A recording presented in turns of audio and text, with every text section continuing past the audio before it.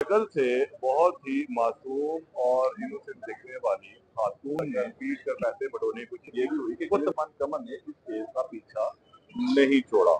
अब आसमान से गिरे और खजूर में अटके वाली की एक सूरत हाल। अस्सलाम वालेकुम नाज़रीन, आप देख रहे हैं हारून व्लॉग और मेरा नाम है मोहम्मद हारून। 1.5 साल कबल लाहौर के अंदर एक खबर अचानक फ्लैश हुई जिसमें मालूम हुआ कि मारूफ लिखारी खलील रहमान कमर को हनी ट्रैप कर लिया गया और इस मामले में एक खातून समेत कुछ अफराद शामिल हैं। खातून तो मौके से पकड़ी गई, लेकिन जो मुल्जिमान थे वो चंद रोज बाद पुलिस की गिरफ्त में आए। इस केस का ट्रायल हुआ और ट्रायल के बाद मुल्जिमान को 7 साल की कैद हुई। शक्ल से बहुत ही मासूम और इनोसेंट दिखने वाली खातून ने किस तरीके से खलील रहमान कमर साहब को हनी ट्रैप किया और उसके बाद किस तरीके से उन्हें मार कर पीट कर पैसे बटोरने की कोशिश की, वो तमाम बातें भी हर ज़बान ज़दो आम रही। लेकिन अब इस पे जब 7 साल की सज़ा हुई तो उससे एक बड़ी गड़बड़ी ये हुई है। इस खातून ने सज़ा के खिलाफ अपील की तो वहीं पर खलील रहमान कमर ने भी लाहौर हाई कोर्ट में अपील की कि जो सज़ा दी गई है वो इंतहाई कम है, लिहाजा इसको दोबारा रीचेक किया जाए और ये अब अदालत के अंदर ज़ेर समाअत है। लेकिन इस दौरान मुल्जिमा ने ये भी अपनी दरख्वास्त जमानत भी दायर की कि जब तक इन अपीलों पर फैसला नहीं होता और मेरी सज़ा की जो अपील में दायर की तो फैसला नहीं होता, मुझे जमानत पर रिहा किया जाए। उस पर इसकी जमानत भी हो जाती। लेकिन इसमें एक अहम चीज ये भी हुई कि खलील रहमान कमर ने इस केस का पीछा नहीं छोड़ा। अब आसमान से गिरे और खजूर में अटके वाली की एक सूरत हाल बनी है और वो सूरत हाल क्या है वो हम मुदस्सिर चौधरी से पूछते हैं जो खलील रहमान कमर के वकील हैं और उनके ट्रायल में जमानत से लेकर ट्रायल तक और दोबारा ऊपर अपील तक में पेश होते रहे। अस्सलाम वालेकुम मुदस्सिर। जी वालेकुम। मुदस्सिर, खलील रहमान कमर साहब के साथ एक अफसोसनाक वाकया पेश आता है। ये मामला था क्या? किस तरीके से आप लोगों ने फाइट की? क्या केस बना और अब इसकी मौजूदा सूरत-ए-हाल क्या है? देख सर, ये 1 साल पहले जो एफआईआर दर्ज होती है वो तो सारा अब ट्रायल हो गया, कंक्लूड हो गया, उसमें सजा भी हो चुकी है। 7 साल कैद बमुशक्कत जो मुल्जमान शामिल थे उनको हो गई। फिर ऊपर ये अपील में चले गए, हम भी अपील में चले गए कि इस सजा को ज्यादा किया जाए। तो उसके ऊपर जो आर्जी तौर पे इनको जमानत मिल गई कि जी ठीक है, अब मेन अपील लगी रहेगी। हमारी भी अपील अभी पेंडिंग है जिसमें इनकी सजा ज्यादा होने के लिए है और उनकी भी अपील अभी पेंडिंग है कि इसको बड़ी किया जाए। बड़ी नहीं हुए, सिर्फ अदालत ने उनको जमानत पर रिहा किया गया है। तो वो उसके उसके हवाले से वो मामला यहाँ वो चल रहे हैं। इसके मीवर ये थे कि उन्होंने जो मोडेस्टी को खराब किया था उसके ऊपर साइबर लॉ जो हमारा वो भी सूरत-ए-हाल है। मुझे थोड़ा-सा इस वाले से एक और बात बता दें, जो आप लोगों ने अपील और हाई कोर्ट में दायर की कि इस पर इनको सज़ा कम हुई है। जी आपके ख्याल में कितनी सज़ा बनती थी? सर, जो देखिए एफआईआर मैं बताता हूँ, कानून वो कभी भी ख्याल पे तो चलता नहीं है।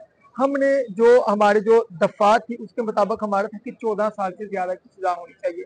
ख्याल और कानून में थोड़ा फर्क होता है। हमने कानूनी नुकते लेके कोर्ट में चले गए। देखिए कोर्ट ने तो फैसला भाई इंसाफ के मैं मुताबिक। कानूनी नुक्ते ही की जी बात जी कर रहा हूँ कि आपके ख्याल में ही था ना कि कानून में ही कम सज़ा दी गई है। आखिर जिसे सज़ा दी वो भी कानूनी है। जी बिल्कुल ऐसे ही तो है। आप ये समझते थे कि इसके अंदर 14 साल की सज़ा होनी चाहिए इन मुल्ज़िमान को। यानी कि कम से कम चौदह तो साल इसमें की कहाँ सजा हो। लकूना रहेगी कि पुलिस ने को प्रॉपर तफ्तीश नहीं की जिसकी वजह से वो जज साहब के सामने जब चीजें सामने आई सबूत आया तो वो उसमें बैलेंस हुआ कि ये तो सजा अब इतनी बनती है।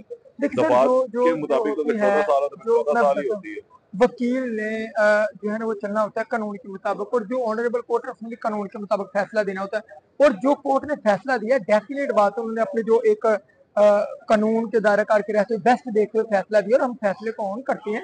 ठीक है, हम कहते हैं जी सजा कमी, हम ऊपर अपील में जब भी कोई सजा होती है अपर फोरम मौजूद होता है। आप ये समझते नहीं है तो अपर फोरम में जाया जाता है। उसके ऊपर फैसले के ऊपर जो वो गुफ्तगू करने का जो है वो इख्तियार जो कानूनी तौर पे या अखलाकी तौर पे भी अच्छा नहीं लगता। तो इसलिए हम अच्छा, समझते हैं ठीक है ये फैसला है तो हम ऊपर चले गए हैं तो ऑनरेबल हाई कोर्ट में। अब वो अपील का क्या स्टेटस है? अपील जब ऑनरेबल कोर्ट की तरफ से कोई डेट हमें मिलती है तो हम इंशाल्लाह इसमें अपीयर होंगे। अच्छा, दूसरे मुझे बताएं, आप आसमान से गिरे खजूर में अटके वाली की सूरत हाल हुई है, उनकी जमानत दायर हो चुकी है तो अब इससे हम छूट चुके हैं या किसी और मामले में फंस चुके हैं? नहीं, वो जब कोई वीडियो किसी इंसान की मोडेस्टी खराब की जाती है थ्रू सोशल मीडिया तो उसके ऊपर साइबर लॉ हरकत में आ जाता है। उसकी भी एक एप्लीकेशन हमें at the same time pending पड़ी हुई थी। उसके ऊपर इंक्वायरी हुई। इंक्वायरी में एनसीसीआई ने इनको गिल्टी करार दी कि एक साइबर लॉ की एफआईआर दर्ज होती है। अच्छा, वो एफआईआर बताएंगे क्या उसके अंदर लिखा हुआ है? मैंने वो एफआईआर पढ़ी थी, उसमें तो लिखा है कि इनके मोबाइल लिए गए, उनके फोरेंसिक हुए, उसके अंदर से ये मवाद निकला। जी ये सारा कुछ हुआ? सर, देखिए अगर एनसीसीआई ने लिखा है तो उन्होंने डेफिनेटली आफ्टर द इंक्वायरी चीज को वहां पे लिखा है, हुआ होगा तो उन्होंने एफआईआर काटी है, वरना वो एनसीसीआई पहले इन्वेस्टिगेशन इंक्वायरी करते हैं ना, इंक्वायरी किया फिर साबित हुआ तो उन्होंने एफआईआर दर्ज कर दी, बाकी तो काम कोर्ट का है इस चीज को तो जस्टिफाई अब ये करना। इस एफआईआर के अंदर गिरफ्तार है मुल्जिम आमना अरूज? जी इस एफआईआर के अंदर गिरफ्तार है। मतलब आप ये कह रहे हैं, एक बड़ी खबर हमें बता रहे हैं कि आमना अरूज को दोबारा गिरफ्तार कर रही है अब दूसरे मुकदमे के अंदर।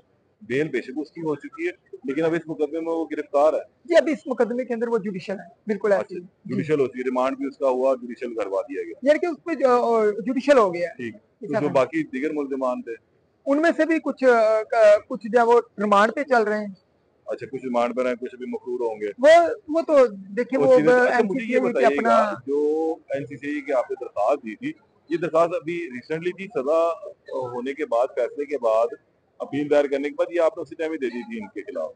एनसीसीआई हाँ जी। नहीं नहीं, एनसीसीआई का एक तरीका कार होता है कि वो एप्लीकेशन के ऊपर पहले इंक्वायरी करते हैं, एप्लीकेशन हमारी पहले की है तभी की ये है, जबकि ये सारे मामला बनते हैं जब ये गैर कानूनी काम होते हैं तभी की हमारी एप्लीकेशन है, और उसके बाद उन्होंने इंक्वायरी करके जो एफआईआर उनके मुताबिक बनती है उन्होंने दर्ज कर दी है। अच्छा, अब इस केस में हमने देखा कि नुरमान कंवर साहब जो है, उन्होंने भरपूर पीछा किया है, जी बिल्कुल वो ऐसे ही बैठे है। नहीं। नहीं उन्होंने उन मुल्जिमान को सजाएं दिलवाई हैं। इस केस में भी इसी तरह ही है, जी इस केस में भी इसी तरह ही होगा, मुल्जिमान का भरपूर पीछा किया जाएगा, उनको भरपूर करार पीछे वाकई सजा दी जाएगी। जी दी जाए। देखिए बड़ी ज्यादती जो है वो उनके साथ हुई है, उनके उनके मुताबिक उनके साथ बड़ी ज्यादती हुई है, तो हमने चलना होता है कानून के मुताबिक, तो हमें जहां पे लगता है इलीगल काम हुआ है तो वकील अपने मामला लेके कोर्ट के आगे सारा कुछ सरेंडर यानी कि उनको सेटिस्फाई करता है, तो ऑनरेबल कोर्ट जो मुनासिब समिति वो फैसला कर देती है। बहरहाल वो फाइट करते हैं, फाइट पहले भी उन्होंने पूरी किया, फाइट वो भी डेफिनेटली पूरी करेंगे। अच्छा, हमने देखा कि नुरमान कंवर साहब हमेशा पेश होते थे जी पेशियों में। बिल्कुल हर तो डेट पे अब पेश ये होते थे। अब क्या है, अब इस दफा का पेश होने जा रहा है इस केस में? जब हमें कोर्ट बुलाएगी, जब कोई अदारा बुलाएगा, खलील उर-रहमान कंवर साहब हर जगह पे, क्योंकि वो सच्चे आदमी है ना, वो हर जगह पे उन्हें वो जाते भी हैं, वो जाएंगे भी, और इसमें भी अदारे में बुलाएंगे या कोर्ट बुलाएगी, हम यहाँ पे आगे क्लियर होंगे। बहुत शुक्रिया। मेरे साथ मुदस्सर चौधरी थे और उन्होंने एक बड़ा इंकशाफ किया है कि जो एनसीसीआई में मुकदमा दर्ज किया करवाया गया है खलील रहमान कमर की जानिब से इन मुल्जिमान के खिलाफ, और इस वक्त वो अब दोबारा कानून की गिरफ्त में आ चुके हैं। केस में मजीद जो अपडेट आएगी उससे आपको आगाह करूंगा, तब तक की इजाजत दें। अल्लाह ने के बाद।